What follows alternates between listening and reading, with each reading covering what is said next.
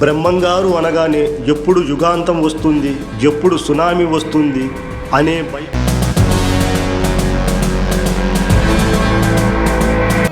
కానీ గోవుల కాపరిగా ఉన్నాడు, పేడ ఎత్తాడు, ఆవులను కాచాడు.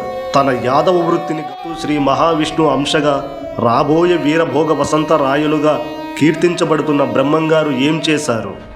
అలాగే శ్రీరామచంద్రుడు అయోధ్యకు రాజు కావలసిన వాడు అడవుల పాలయ్యాడు, కష్టాలు పడ్డాడు. కానీ నేను ఇంతటి వాడిని, నా కాళ్ళ దగ్గరే పడి ఉండండి.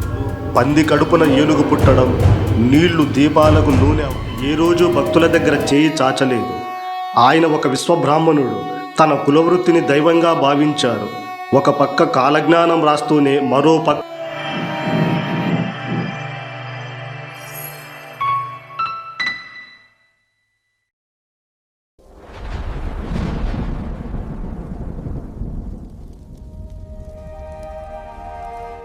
జై వీరబ్రహ్మేంద్ర స్వామి, శ్రీ మధ్విరాట్ పోతులూరి వీరబ్రహ్మేంద్ర స్వామి. ఈ పేరు వినగానే మనలో చాలామందికి గుర్తొచ్చేది ఏంటి?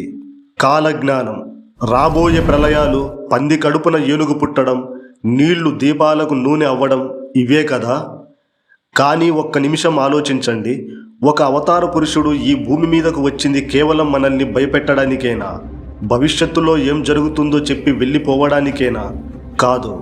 అసలు సిసలైన రహస్యం ఆయన కాలజ్ఞానంలో కంటే ఆయన జీవన విధానంలో దాగి ఉంది. ఆయన ఈ భూమి మీద నడిచిన తీరులో ఉంది. ఈరోజు మనం తెలుసుకోబోయేది ఆ గొప్ప సత్యాన్ని. మన సనాతన ధర్మంలో ఒక మాట ఉంది, ధర్మ సంస్థాపనార్థాయ సంభవామి యుగే యుగే. దేవుడు అవతారం ఎత్తేది ధర్మాన్ని నిలబెట్టడానికి. కానీ అది ఎలా నిలబెడతారు? కేవలం మహిమలు చూప కాదు, తానే స్వయంగా ఒక సాధారణ మానవుడిగా జీవించి, ఇదిగో ఇలా బ్రతకాలి అని ఆచరించి చూపడం ద్వారా.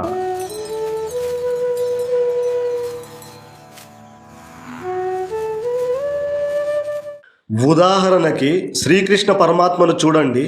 ఆయన తలుచుకుంటే ద్వారకలో కూర్చొని లోకాన్ని శాసించలేడా? కానీ గోవుల కాపరిగా ఉన్నాడు, పేడ ఎత్తాడు, ఆవులను కాచాడు, తన యాదవ వృత్తిని గౌరవించాడు. అలాగే శ్రీరామచంద్రుడు అయోధ్యకు రాజు కావలసిన వాడు అడవుల పాలయ్యాడు, కష్టాలు పడ్డాడు. కానీ ఏనాడైనా నేను దేవుడిని కదా, నాకెందుకు ఈ కష్టాలు అని ధర్మాన్ని తప్పాడా? లేదు. కష్టం వచ్చినా సరే సత్యం వైపే నడిచాడు. మరి కలియుగంలో సాక్షాత్తు శ్రీ మహావిష్ణు అంశగా రాబోయే వీరభోగ వసంత రాయులుగా కీర్తించబడుతున్న బ్రహ్మంగారు ఏం చేశారు? సకల జాతులకును సాధనంబులు గూర్చు జాతివాడ వేది నీతియుతుడా, శిష్యగణముతోడ సేవింపబడువాడ కాళికాంబ హంస కాళికాంబ. విశ్వబ్రాహ్మణ వంశంలో పుట్టి అన్ని కులాల మతాల వారికి పనిముట్లు సమకూర్చి వేదనీతిని సమాజానికి అందించి అనేక మంది శిష్యుల చేత పూజింపబడువాడను అని స్వామివారు తెలియజేశారు. ఇక్కడే ఉందండి అసలైన పాయింట్. స్వామివారు కాళికాంబ సప్తసతిలో ఎంతో గొప్ప వేదాంతాన్ని చెప్పారు, మహిమలెన్నో చూపారు, పంచభూతాలను శాసించారు. కానీ తన పొట్ట నింపుకోవడానికి ఆయన ఏ రోజు భక్తుల దగ్గర చేయి చాచలేదు. ఆయన ఒక విశ్వబ్రాహ్మణుడు, తన కులవృత్తిని దైవంగా భావించారు. ఒక పక్క కాలజ్ఞానం రాస్తూనే మరో పక్క వ్యవసాయ పనిముట్లు చేశారు. రాతిని చెక్కారు, లోహాన్ని కరిగించారు. గృహస్థాశ్రమంలో ఉంటూ భార్య గోవిందమ్మ గారితో సంసార జీవితాన్ని గడుపుతూనే యోగిగా ఎలా ఉండవచ్చో ప్రపంచానికి చాటి చెప్పారు. సామాన్య మానవుడు ఎలా బ్రతకాలి అనే దానికి ఆయన ఒక లివింగ్ మాన్యువల్.